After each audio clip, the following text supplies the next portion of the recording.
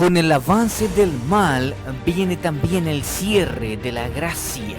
Netzer Systems te trae esperanza para una vida eterna con Jesús, entregándote los canales de Olam 7, Unidades de Acción, Biblia, Saeta Ministry International y muchos más. Programación variada. www.netzersystems.com www.netzersystems.com. En Google Play Store encuentres la aplicación Netzer para tu teléfono. Además, adquiere ahora la cajita Netzer para tener el control de la televisión en tu mano. www.netzersystems.com. Hola queridos amigos, ¿cómo están? Dios les bendiga. Bienvenidos sean todos a una nueva emisión de Descubriendo al Mesías de las Profecías. Estamos en el estudio de Daniel capítulo 11, versículos claves sobre la abominación desoladora, aquellos de Daniel 11, 30 en adelante, hasta el versículo 39, versículo 40, ya vienen nuevos eventos y mayormente relacionados con los eventos finales. Pero para ello vamos a arrancar como de costumbre con una profecía mesiánica, la que encontramos en Daniel 9 y Daniel 11, acerca del príncipe Onagid.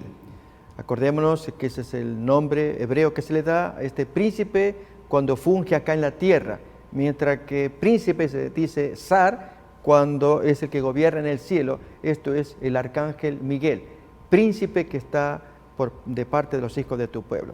Vamos pues entonces a mirar Daniel capítulo 9, versículo 25 y Daniel 11, 22. Sabe pues y entiende que desde la salida de la orden real para restaurar y edificar a Jerusalén hasta el Mashiach, Nagid, habrá 69 semanas. Y esto ocurrió desde el año 457 en adelante, sumando 483 años, así arribamos al año 27 de la era cristiana, en que se reconoce que es el tiempo del ungimiento del Espíritu Santo a Jesús, cuando fue el bautismo de Juan el Bautista, año 27.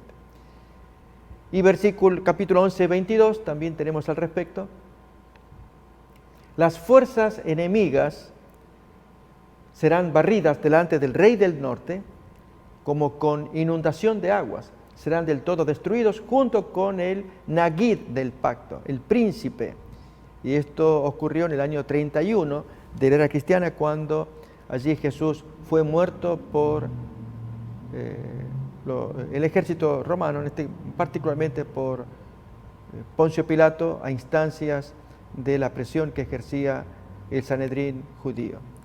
Vamos pues entonces a continuación a mirar o a repasar algunos textos, como es Daniel capítulo 11, versículo 29 en adelante, para observar esos tiempos y detenernos en la parte de la persecución de los herejes, llamados herejes, y las doctrinas que caracterizaron la abominación desoladora.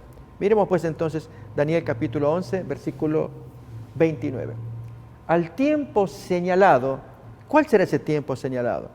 Ya sabemos que por los 1290 días, estamos hablando del tiempo señalado del 508, 1290 días. Esto nos lo va a decir Daniel 12:11. Miremos pues ese texto también. Desde el tiempo en que se ha quitado el continuo y establecida la abominación desoladora, esta es la más correcta traducción, habrá 1290 días. Entonces, en el capítulo 11, 29, se nos va a decir, leemos también allí, al tiempo señalado volverá al sur, pero no será la postrera venida, la segunda, como lo fue la primera. En la primera hubo, con Constantino, mucha presencia militar. En el año 324, la guerra que hubo entre los representantes del Imperio Romano de Occidente con el de Oriente, respectivamente Constantino y su cuñado Licinio. Triunfa Constantino y entonces la siguiente venida va a ser diferente, y esta va a ser muy distinta porque entra con halagos. Siguiente versículo. porque vendrán contra él naves de Quitim, las tribus bárbaras, y él se contristará y volverá, y se enojará contra el pacto santo, la ley de Dios, y hará según su voluntad. Volverá pues y se entenderá con los que quebranten o abandonen o violen el santo pacto. 31. Y se levantarán de su parte tropas que profanarán el santuario y la fortaleza, y quitarán el continuo y pondrán en su lugar la abominación desoladora. 32. Y notemos acá, con lisonjas seducirá a los quebrantadores del pacto, pero el pueblo que conoce a su Dios se esforzará y actuará. Acordémonos de este fenómeno de las lisonjas, y principalmente las que corrieron como ríos de agua entre el emperador y el papa. Ya desde los comienzos con Justiniano, en la forma en cómo él se expresa en su edicto de los 3 capítulos. Recordemos que Justiniano, él por su cuenta, decidió levantar un edicto para establecer la doctrina católica, que él creía que era la justa, la correcta, y se llamó el edicto de los 3 capítulos, documento que él firma en el año 533, e incluía una carta dirigida al Papa Juan II. Se llama 3 capítulos porque Justiniano, que era un estudioso de teología también, no diríamos un teólogo, es político, emperador, pero un hombre versado en teología, él va a condenar en 3 capítulos a 3 grandes disidentes que mueven doctrina herética a los ojos católicos, y de Justiniano en particular es un defensor del catolicismo. Esto es Teodoro de Mopsuestia, se llama así, Teodoreto de Ciro, Ibas de Edesa. Por eso se llama el edicto de los 3 capítulos. Estos 3 señores que fueron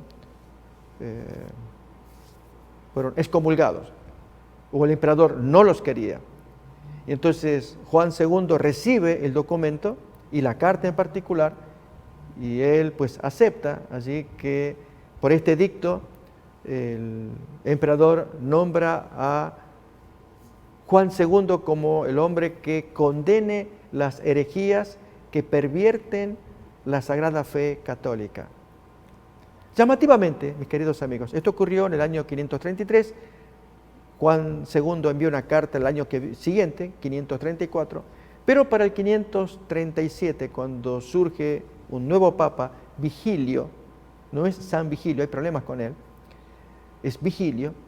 Para el 538, él no está de acuerdo con el edicto, pero estaba librado.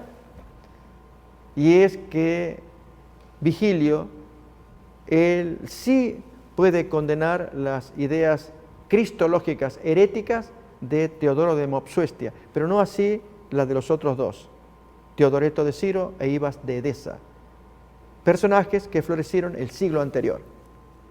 Y entonces se arma una situación muy enojosa. El emperador, que está esperando que el Papa bendiga y apruebe el edicto de los 3 capítulos, y este está que se mueve, y estaba así, demorando, que parecía que sí, que parecía que no, hasta que fallece. Y se levanta el concilio de Calcedonia, año 553. Allí se termina con este tema y van a apoyar lo que Justiniano había dicho. Por eso Vigilio es considerado una persona que va y viene y no representará el pensamiento católico.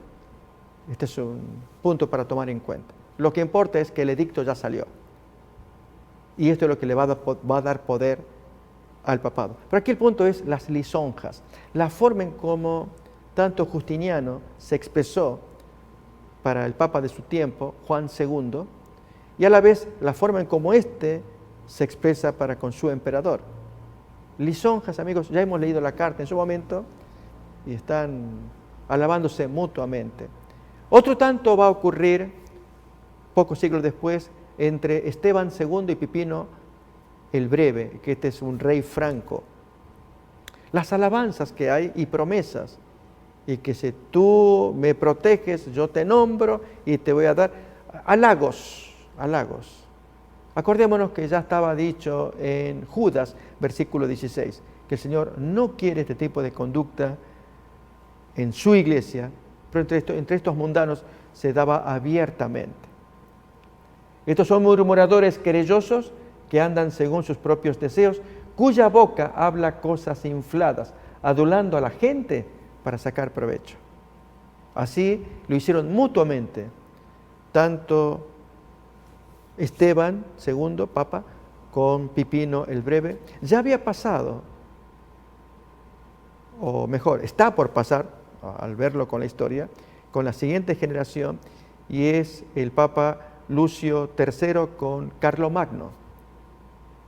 Y efectivamente el fenómeno vuelve a aparecer, de alabarse mutuamente, al punto que a este Papa estaban por condenarlo por adulterio, y se salvó de milagro porque Carlomagno apareció y lo salvó, y este entonces lo va a coronar en el año 800. Aparecerá más adelante otro fenómeno similar, 162 años, con Otón I y el Papa contemporáneo Juan XII, número 12. También lo mismo, adulaciones allí, promesas, que te doy esto, que pues si me haces esto. Amigos, como que el reino de Dios se mueve con esta gente. Pero el texto de la profecía ya lo decía. Lo repasamos otra vez. Estamos en Daniel capítulo 11. Leemos versículo 32. Con lisonjas seducirá a los violadores del pacto, pero el pueblo que conoce a su Dios se esforzará y actuará. Versículo 33. Y los sabios del pueblo instruirán a muchos, y por algunos días caerán a espada, a fuego, en cautividad y despojo. Y en su caída serán ayudados de pequeño socorro, y muchos se juntarán a ellos con lo mismo, con lisonjas. Pero el pueblo de Dios tiene que estar muy atento para no dejarse atrapar por gente inconversa que utiliza ese tipo de vehículo, de lenguaje, para ganárselos, porque los santos buscan la aprobación del Señor. Hoy continuaremos hablando sobre estos santos que murieron en este tiempo.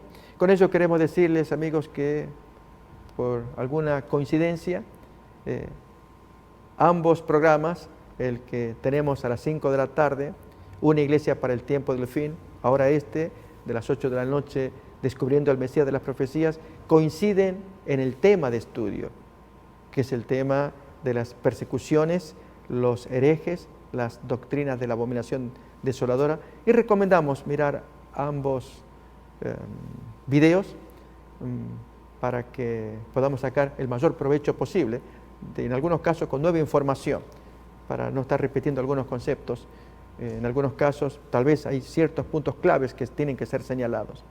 Pero en este caso recomendamos porque así nos queda más claro la ideología de esta gente durante el tiempo medieval. Nos dice el texto, otra vez vamos a repasar Daniel capítulo 11, versículos 33, 34 y 35, y extraer el máximo significado de ello. Y los sabios del pueblo instruirán a muchos, y por algunos días caerán a espada, a fuego, en cautividad y despojo. ¿Qué pasó? ¿Quién originó? ¿Quién desarrolla este modo de pensar, de acallar la voz disidente? En un momentito más vamos a escuchar. ¿Sigue más? Y en su caída serán ayudados de pequeño socorro, y muchos se juntarán a ellos con lisonjas. También algunos de los sabios caerán para ser depurados y limpiados y emblanquecidos hasta que se cumpla el tiempo determinado. Todo tiene que pasar, de acuerdo a la profecía, por un tiempo que Dios estableció. Desde acá, hasta el tiempo determinado. Amigos, hay un pensamiento diabólico que se gesta, se desarrolla en aquellos que se tornan intransigentes para quienes piensan distinto de nosotros. ¿Saben? Leía una frase por ahí que está corriendo en Facebook, en internet, en alguna parte. Dice, si otro piensa distinto de ti, no es malo, es porque es otro. Otra vez, si alguien piensa distinto de ti, no es porque es malo, sino porque es otro. Amigos, no podemos conseguir que todos coincidan con nuestro pensamiento.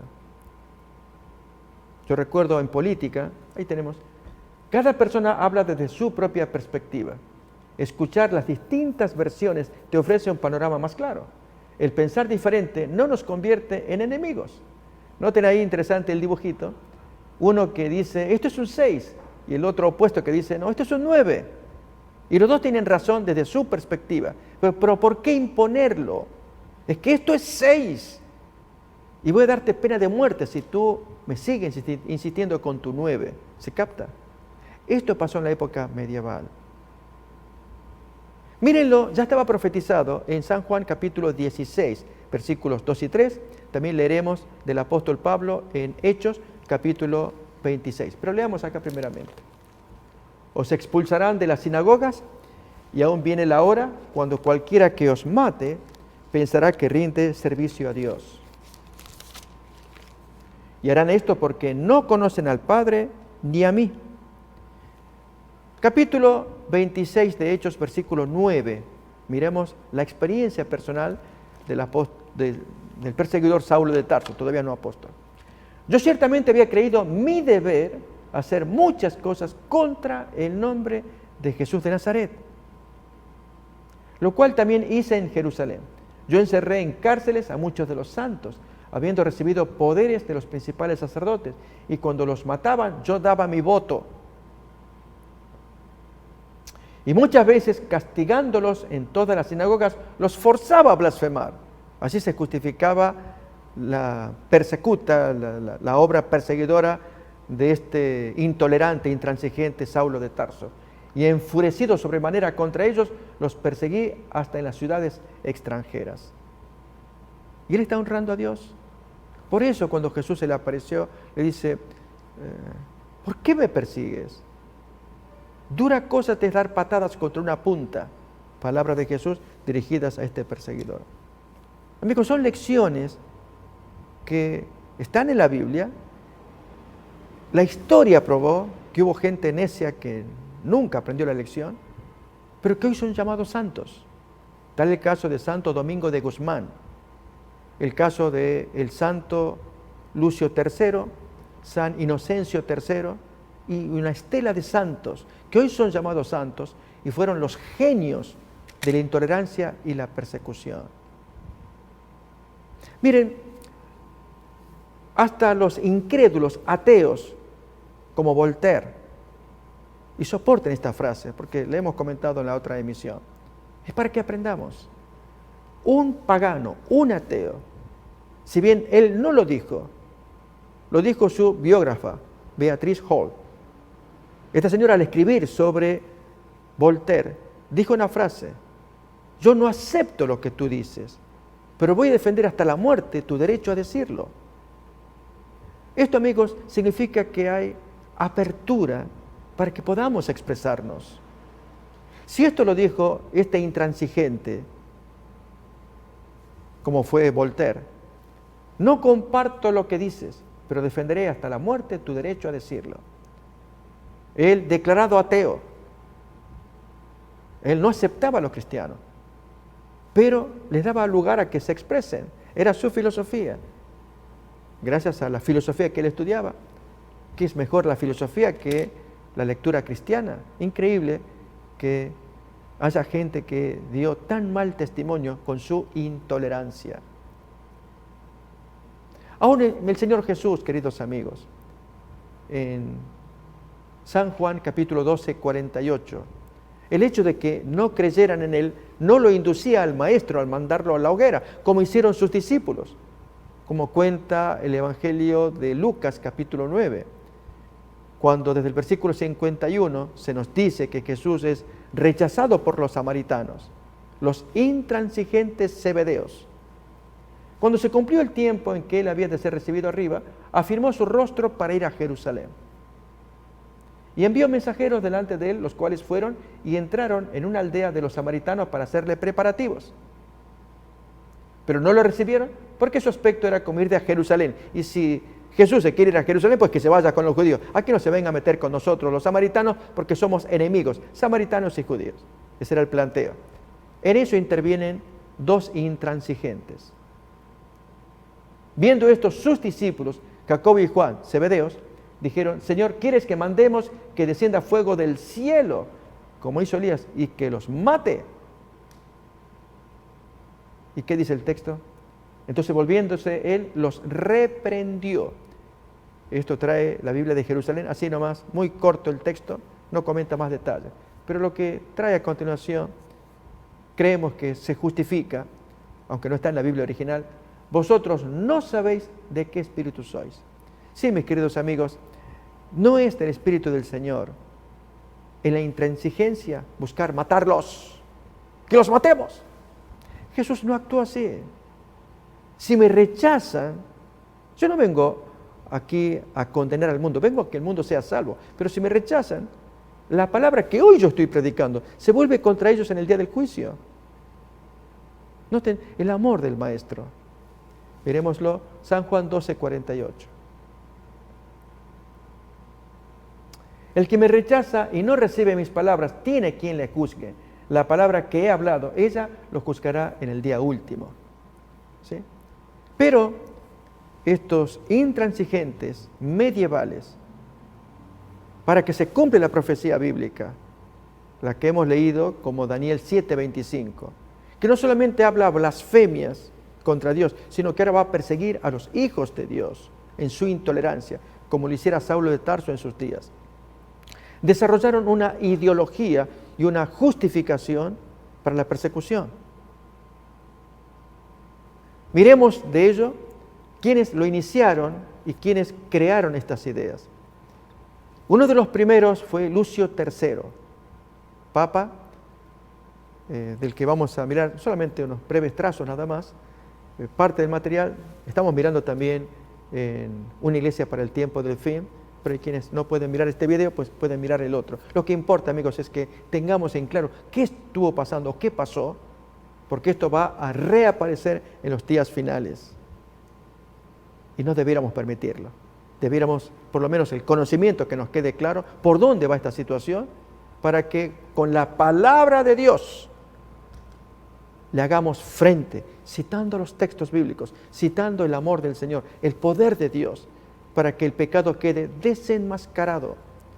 La gente pueda mirar claramente quienes están en tinieblas, que no logran ver claramente, pero al ver el fiel testimonio de los hijos de Dios que citan los textos, allí se desenmascara el poder satánico que acompaña a los intransigentes, a los intolerantes.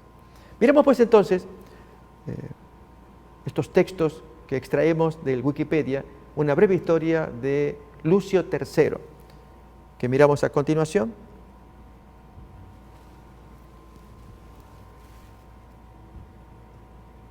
Ustedes pueden verlo acá. En 1184, él gobernó del año 1181 a 1185, apenas 4 años. Un año antes de fallecer, 1184, convocó el Concilio de Verona, donde promulgó la Constitución Ad Abolendam, en la que condenó las herejías cátaras, valdenses, arnaldismo, convirtiéndose en un instrumento eficaz contra cualquier forma de indisciplina a la ortodoxia católica. Y noten el aporte ahora que trae Lucio III. Decretando que el castigo físico de los herejes correspondía a la autoridad laica, con lo que Ad Abolendam se convertiría en el embrión del futuro tribunal de la Santa Inquisición y del Santo Oficio. Notamos entonces que él decreta que el castigo físico va a ser necesario.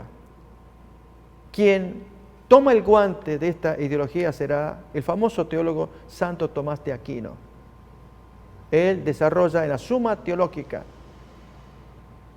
una ideología para justificar la condena física, el castigo físico de los herejes. Y allí queremos ya adentrarnos en la Inquisición. Para ello, amigos, invito a que leamos una porción también del Wikipedia sobre Tomás de Aquino y su ideología. Él lo publicó en la Suma Teológica. Este señor nace por el 1224 y muere para el 1274. Unos 49, 50 años de vida. Murió relativamente joven. pero publicó material sumamente importante que la doctrina católica lo reconoce como uno de los pináculos de la sabiduría católica por la forma en cómo él sistematizó la doctrina católica, cómo la razonó, de modo que se convierte en instrumento persuasivo, coherente, sistemático, estructurado para aquel que quiere conocer en sí la esencia de la doctrina católica. Uno de los párrafos de la Suma Teológica se los comparto a continuación. Aquí tenemos una pequeña biografía, ustedes la pueden mirar. Tomás de Aquino nace por el 1225 y fallece por 1274. Fue fraile, teólogo, filósofo católico, perteneciente a la orden de predicadores, es considerado el principal representante de la enseñanza escolástica, una de las mayores figuras de la teología sistemática. Pero vamos a mirar entonces la cita que les quiero compartir con respecto a las herejías. ¿Qué dice acá? Ustedes pueden leerlo juntos. Tomás de Aquino pertenecía a la orden dominicana de Santo Domingo de Guzmán. Este señor floreció el siglo anterior. Y es otro punto para tomar en cuenta que la Iglesia Católica canoniza a aquellos que fueron criminales. Ahora vamos a mirar, como Santo Domingo de Guzmán. El hombre criminal, decimos, porque ahora vamos a razonar, queridos amigos, con respecto a quitar la vida a alguien que disienta del pensamiento de uno. Tomás de Aquino pertenecía a la orden dominicana, que comenzó como una orden dedicada a la conversión de los albigenses y otras facciones heterodoxas o heréticas. Heterodoxo es lo opuesto de ortodoxo. Al principio por medios pacíficos, pero más tarde los albigenses fueron tratados mediante las cruzadas albigenses. Y en la Suma Teológica, Tomás de Aquino dice lo siguiente: en los herejes hay que considerar dos aspectos, uno por parte de ellos, otro por parte de la Iglesia. Por parte de ellos hay en realidad pecado por el que merecieron no solamente la separación de la Iglesia por la excomunión, sino también la exclusión del mundo con la muerte. Amigo, en la primera parte podemos estar de acuerdo que si uno disiente de otro, ya el apóstol Pablo enseña estas cosas, podemos leerlas en 1 Corintios, capítulo 5, les invito a que me acompañen. Cuando alguien cree o practica algo distinto del común de la comunidad, leemos 1 Corintios, capítulo 5, versículo 9 en adelante. Y volvemos otra vez a Tomás de Aquino. Os he escrito por carta que no os juntéis con los fornicarios. No absolutamente con los fornicarios de este mundo, o con los avaros, o con los ladrones, o con los idólatras, pues en tal caso os sería necesario salir del mundo. Más bien os escribí que no os juntéis con ninguno que, llamándose hermano, fuere fornicario, avaro, idólatra, o maldiciente, o borracho, o ladrón, con el tal ni comáis, matadlos. Pregunto, amigos, ¿eso dice el texto? Con el tal ni comáis. Es decir, que sienta la reprobación con este que era antiguo hermano, pero ahora es un fornicario, ahora es un ladrón, ahora es un borracho, un hombre que, para colmo, se me llama mi hermano. Él es mi hermano y anda con la copa, el alcohol a cuestas. No coman con él. La gente se va a confundir. Y ustedes al estar comiendo, porque el hombre es un estafador, pero va a la iglesia, él bendice al Señor y usted come y lo recibe. Y la gente luego dirá, si usted come con él, entonces usted es de la misma laya que ese Señor. Son iguales todos ustedes. Y Dios no quiere que traigamos oprobio a la causa. Por lo tanto, no solamente ustedes no coman, mátenlos también. Bien, eso hizo la Inquisición. Eso enseña Tomás de Aquino. Leámoslo.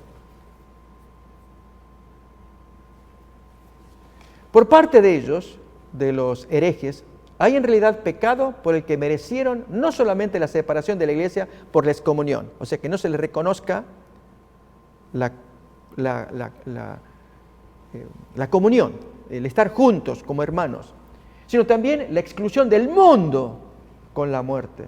En realidad es mucho más grave corromper la fe, la vida del alma, que falsificar moneda con que se sustente la vida temporal.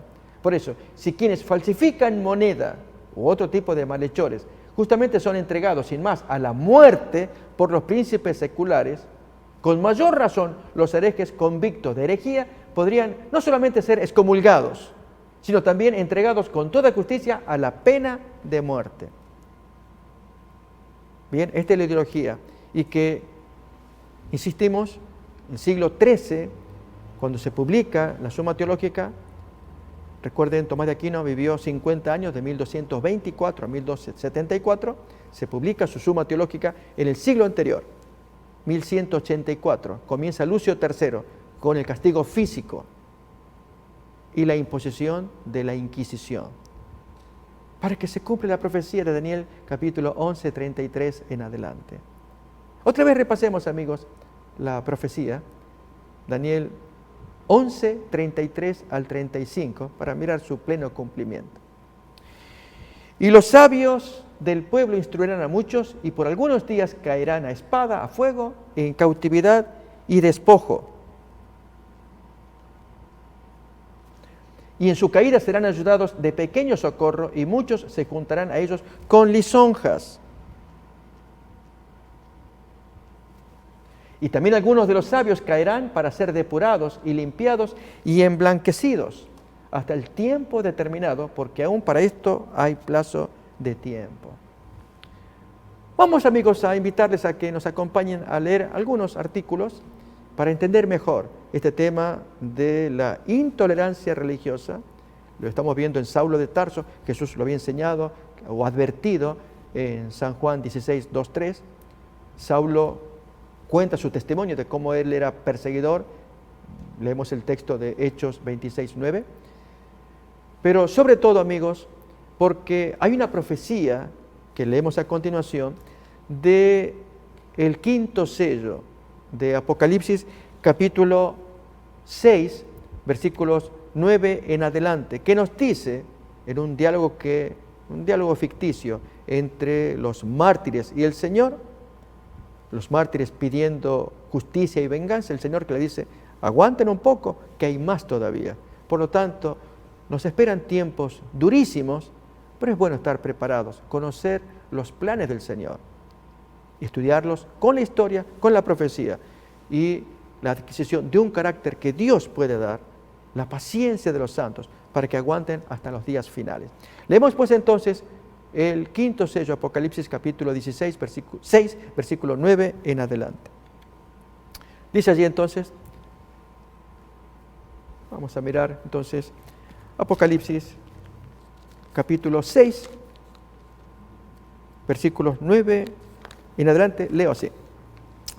Cuando abrió el quinto sello, vi bajo el altar las almas de los que habían sido muertos por causa de la palabra de Dios y por el testimonio que tenían. Y clamaban a gran voz diciendo: ¿hasta cuándo, Señor, santo y verdadero, no juzgas y vengas nuestra sangre en los que moran en la tierra?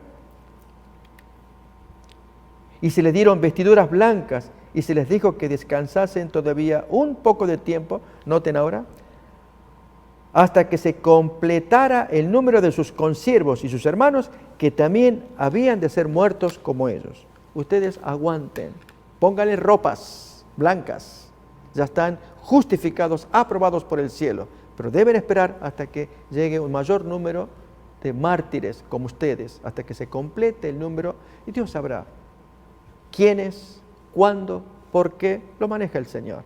Lo que pide el Señor es que seamos fuertes y firmes. Ahí tenemos el texto, amigos, para repasarlo.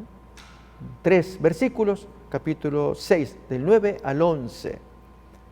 Que esto nos ayude, mis queridos amigos, a que nuestra fe se mantenga fuerte, firme, segura. Que no aparezca alguien que diga: yo no sabía estas cosas. ¿Por qué el Señor lo permite? ¿Qué hice yo para...? No hablemos así, amigos. A veces hay voces, parecieran de hermanos con poca experiencia, con poca luz y discernimiento para estas lides del Señor, estas batallas. Acuérdense de Moisés y Josué, que eran grandes generales liderando batallas. Y esta batalla espiritual, moral que nos espera, y aún física eventualmente, cuando caigan algunos mártires, ignoramos quiénes pueden ser, pero honrarán a Dios para que su sangre sea un testimonio para aquellos otros que están en las tinieblas, observando, aprendiendo, y cuántos de ellos rescatados a último momento. Amigos, el Señor Jesús nos lo dio todo, dio su vida para que también nosotros pongamos la nuestra, para luego recogerla por la eternidad, cuando el Señor así lo designe. Pero mientras tanto, estudiamos estos fenómenos, para que cada vez nos quede más claro que aquí hay poderes que actuaron justificándose, como ocurrió con Tomás de Aquino. Él hizo su abuso en la Suma Teológica entre varios cuestionamientos. Uno de ellos es hacer la abusiva distinción entre ley moral y ley ceremonial. Discípulo de Alberto Magno, otro teólogo, un hombre muy preparado, es de Tomás de Aquino. Él hace esa distinción, que en la ley de Dios hay esos dos aspectos, el moral y el ceremonial. Se toma el moral, se descarta el ceremonial. Y si el moral dice, no tendrás dioses ajenos, el ceremonial es las estatuas, ese es el aspecto, eso hay que descartarlo. Si el mandamiento moral dice que dediquemos a Dios un día de cada 7, el ceremonial es que sea el 7º día de la semana, eso hay que descartar. Noten, con ese tipo de razonamiento, uno va a justificar hacer lo que uno quiere. Si hacemos así, amigos, busquemos cualquier mandamiento. Si usted quiere justificarse, razónele, búsquele que hay un aspecto moral y otro ceremonial, quite el ceremonial y usted, no podemos trabajar así. Todas esas cosas tienen que quedar abiertas, que la gente conozca. Bien, en el caso de la Inquisición, que es el tema que nos está ocupando, y los llamados herejes, estos santos que fueron martirizados, y queremos ver de varios. No hemos visto todavía de Juan Hus, o no hemos leído, de los husitas, los hugonotes. Ya hemos hablado de, recuerdan, los arnaldistas, los petrobrusianos, los enriquistas de Enrique de Lausana, los lolardos de Wycliffe, luteranos de Lutero. Hubo gente que ellos creyeron la verdad, la predicaban y fueron perseguidos. Pero curiosamente, amigos, este fenómeno de intolerancia se dio también en el seno de la Reforma. No solamente con los católicos, con estos protestantes evangélicos también, como el caso de Calvino, persiguiendo y dando muerte a Miguel Servet, también compañero calvinista, pero él con su teoría de que no existe la Trinidad, solamente Jesús, nada más, y un solo Dios y Jesús. Y Calvino no soportó. Hay que mandarlo a la hoguera también. Y así lo hizo.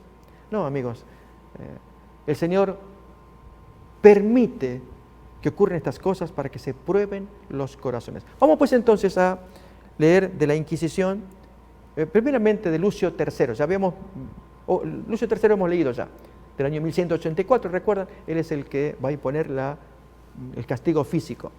Pero entonces, ¿cómo se desarrolla esto? En el artículo que leemos a continuación de la Inquisición. Ustedes lo pueden mirar allí. El término Inquisición o Santa Inquisición hace referencia a varias instituciones dedicadas a la supresión de la herejía, mayoritariamente en la Iglesia protestante y la Iglesia católica. La herejía en la era medieval europea muchas veces se castigaba con la pena de muerte y de esta se derivan todas las demás. La Inquisición medieval se fundó en 1184, el año de Lucio III, en la zona de Languedoc, en el sur de Francia, para combatir la herejía de los albigenses. Ahí va a comenzar, o cátaros es el nombre que se le va a dar a esta gente. En 1249 se implantó también en el reino de Aragón, y ahora ya con el razonamiento y aprobación del ideólogo Santo Tomás de Aquino con su Suma Teológica, siendo la primera Inquisición estatal. Y así entonces vamos a mirar algunas porciones. Ustedes pueden ver aquí, amigos, en el índice, es solamente en modo ilustrativo. Recuerden que usamos esta fuente hay quienes la pueden cuestionar diciendo que no es una fuente científica, es una fuente popular. Es que nuestro afán es que esto sea popular, que todo el mundo lo conozca. El que quiere investigar en forma detallada y profunda tiene material en internet también para hacerlo, aquel que quiere investigar y probar todo lo que se está escuchando. Pero estos son hechos históricos que están al alcance de la gente. Tenemos entonces el origen, la Inquisición medieval, la Inquisición española, la Inquisición romana, Inquisición y brujería, cuando se usaba ese argumento. Entre ellos se lo usó contra Juana de Arco, la jovencita que libró a Francia. Ella fue una muy estupenda caudilla, diríamos así, de los soldados, luciendo su arma, su espada, pero fue quemada como bruja y luego reivindicada como Santa Juana de Arco. ¿Cuáles fueron los motivos detrás de ello? Todo eso también se puede investigar. Pero vamos a mirar todavía, a ver aquí la Inquisición medieval. Noten aquí, aunque el procedimiento inquisitorial como medio para combatir la herejía es una práctica antigua de la Iglesia Católica, la Inquisición episcopal, primera fórmula de la Inquisición medieval, fue establecida en 1184 mediante la bula del Papa Lucio III ad abolendam, como instrumento para acabar con la herejía de los albigenses. Luego vendrá la Inquisición pontificia, esto aparecerá un poco después, ya directamente ordenada por los papas y ya no con la intervención de la policía, porque en este caso sí iba a intervenir los ejércitos del gobierno para castigar, sino directamente el mismo pueblo en masa atacando a la gente que creían distinto de las doctrinas católicas. Vamos a leer Inocencio III, ustedes lo pueden mirar acá, ahí tenemos. Este señor es el que va a desarrollar también otro modo de persecución. Pero antes, y también Domingo de Guzmán, ustedes lo pueden mirar acá, de ellos dos vamos a leer un poco. Abrimos entonces de Inocencio III. Leamos acá.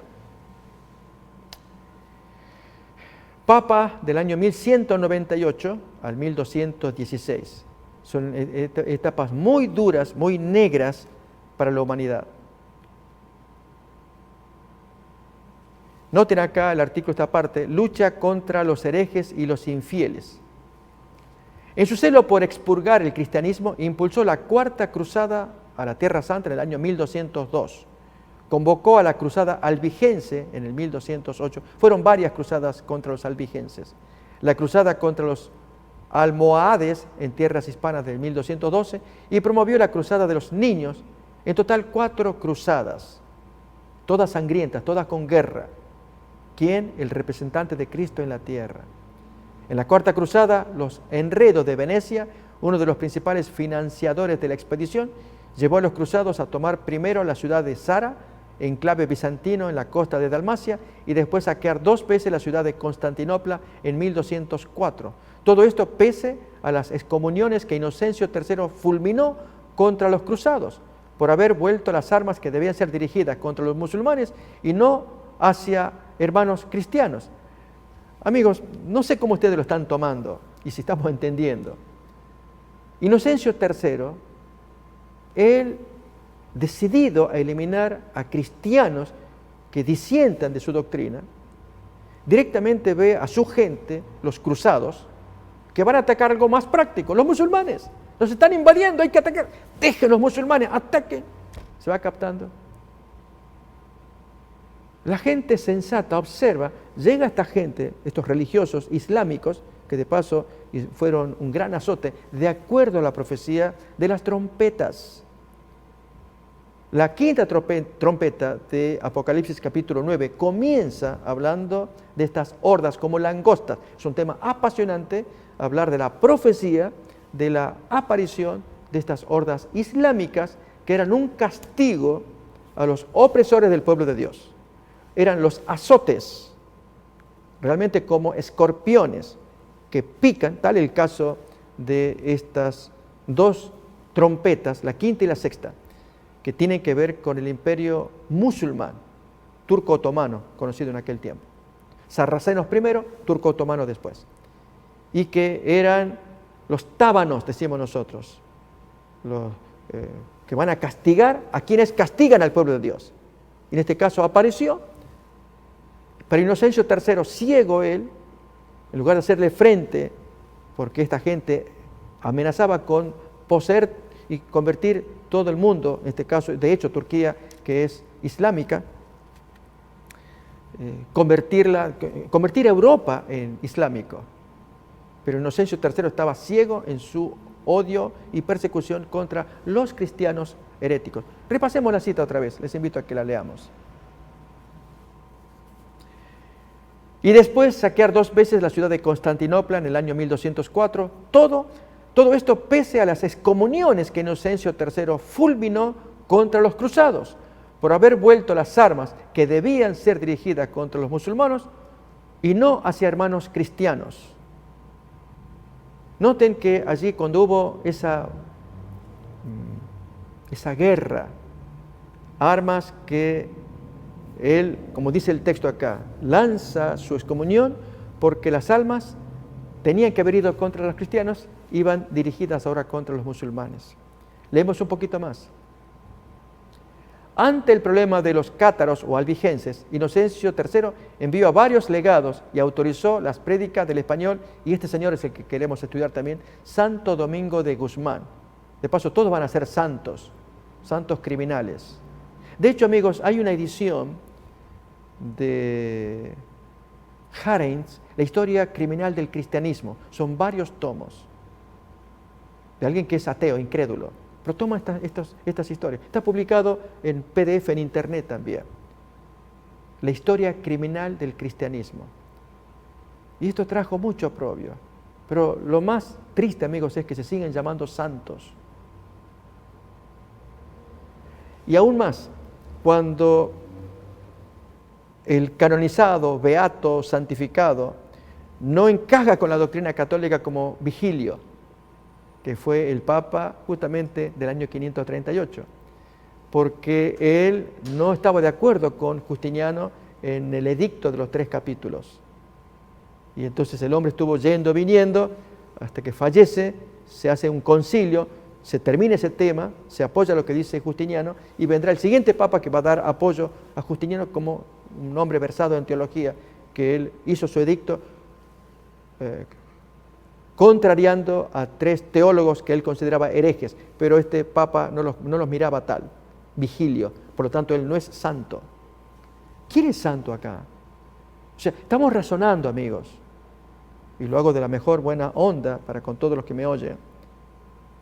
Santo es aquel que está en la doctrina católica y hace lo que la doctrina pide, como Tomás de Aquino, matar a los herejes.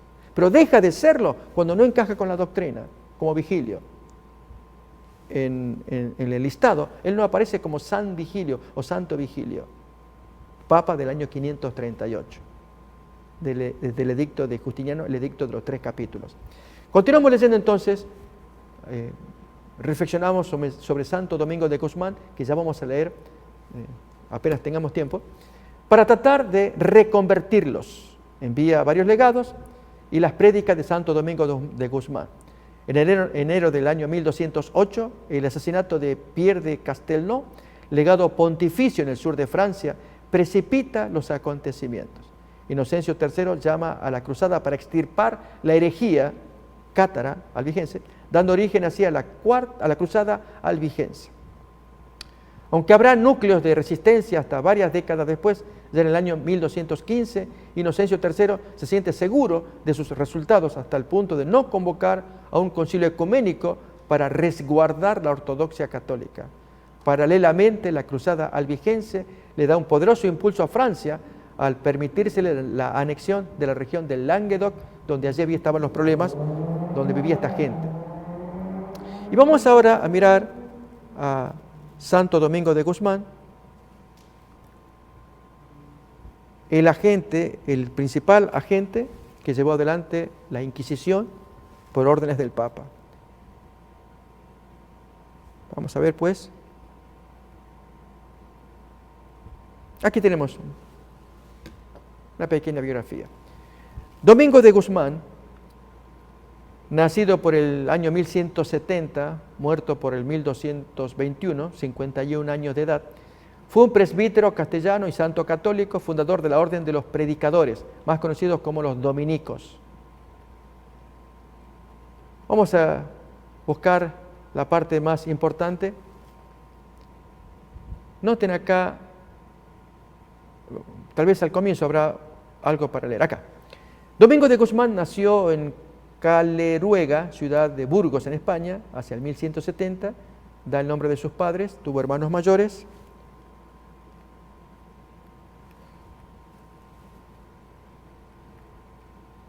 Al terminar la carrera de artes en 1190, recibe la tonsura, se hace canónigo regular en la Catedral de Osma. En el año 1191, cuando vende sus libros para aliviar a los pobres del hambre que asolaba Castilla. Concluye teología en 1194, se ordena sacerdote y es nombrado regente de la Cátedra de la Sagrada Escritura en las escuelas. Pero queremos mirar el aspecto de sus persecuciones. Noten acá. En 1205, por encargo del rey Alfonso VIII de Castilla, acompaña al obispo de Osma como embajador extraordinario para concertar en la corte danesa las bodas del príncipe Fernando. Con este motivo realizó viajes a Dinamarca y a Roma. Durante ellos se decidió su destino y se aclaró definitivamente su ya antigua vocación misionera, a punta de espada. Ese detalle hay que agregarlo. Convencido de que los herejes cátaros o albigenses debían ser convertidos al catolicismo, comenzó a formar el movimiento de predicadores. Uno diría, buena intención al comienzo. De acuerdo con el Papa Inocencio III, en 1206, al terminar las embajadas, se estableció en el Languedoc como predicador entre los cátaros. Y en 1206 se establece una primera casa femenina en Pruil. Rehusó los obispados de Conserans, Béziers, Comice, en fin, para dedicarse a la predicación. Para predicar la doctrina católica entre los cátaros, en 1215 establece en Toulouse la primera casa masculina de su orden de predicadores, cita Domingo, y da los nombres de quienes lo están apoyando. En septiembre de ese mismo año llega de nuevo a Roma en segundo viaje, acompañado de otro obispo. Va avanzando. Pero amigos, vamos a mirar acá.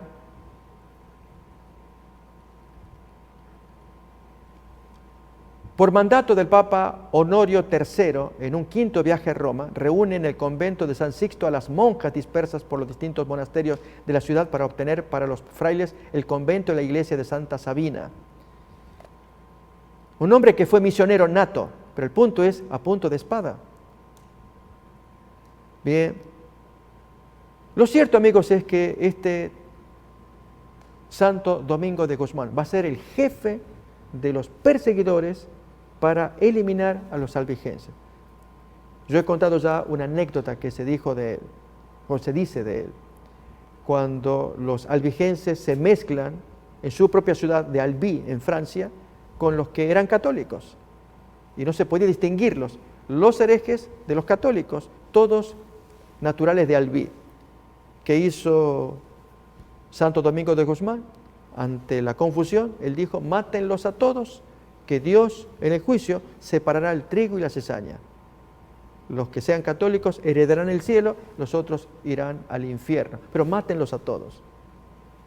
Bien, amigos, vamos a estudiar más de Santo Domingo de Guzmán en las siguientes emisiones y más sobre la Inquisición, pero especialmente la ideología detrás de ello, tal como lo presenta Tomás de Aquino.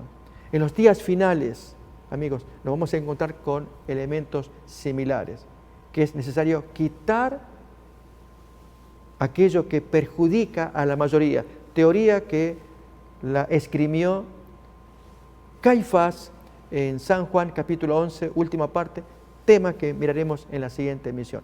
Por lo pronto, amigos, qué importante es apoyarnos en la palabra, en la cita profética, en lo que dice Daniel y Apocalipsis, mirar en la historia lo que pasó y lo que vendrá como profecía también, para que el pueblo de Dios esté preparado para hacerle frente a los ataques de Satanás en los últimos días.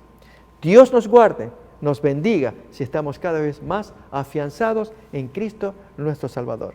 Hasta la siguiente emisión, que Dios nos acompañe. Encuéntranos en nuestras redes sociales, Olam Metro en Facebook y YouTube, Olam 7 Los Ángeles en YouTube, Saeta Ministry International en Facebook y YouTube. Además, en la web www.olam7.tv, www.olammetro.com, www.saeta.ga, www.saeta.ga. El fin ya viene. Acércate, únete, forma parte del gran evento de la segunda venida de Jesús. Cristo te ama.